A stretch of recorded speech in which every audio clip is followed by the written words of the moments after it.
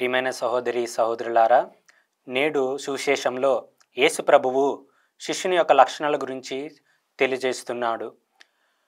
ఆయన వెంట గొప్ప సమూహము వెంబడిస్తున్నప్పుడు ఆయన తిరిగి వారితో, ఎవడైనా తన తల్లిదండ్రులను, భార్య బిడ్డలను, చివరకు తన ప్రాణనైనా త్యజింపని వాడు నా శిష్యుడు కానేరడు అని చెబుతూ ఉన్నాడు.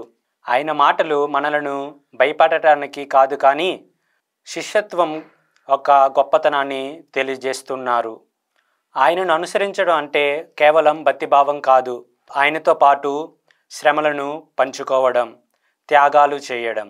ఈ సందర్భంలో యేసు ప్రభువు 2 ఉదాహరణలు ఇస్తున్నారు. మొదటిగా, గోపురం కట్టు వ్యక్తి ముందుగా ఖర్చు లెక్కించకుండా పని మొదలుపెట్టి మధ్యలో ఆపివేస్తాడు. అప్పుడు అతనిని చూసి నవ్వుతూ ఉంటారు. రెండవదిగా, యుద్ధానికి వెళ్ళే రాజు శత్రువుకు ఎదురుగా యుద్ధం చేయగలమా లేదా అని ఆలోచించాలి. అదే విధముగా మనము యేసును అనుసరించేటప్పుడు మనం కొన్నిటిని త్యాగం చేయగలమా, ఆయనను సంపూర్ణంగా అనుసరించగలమా అని మనము ప్రశ్నించుకోవాలి.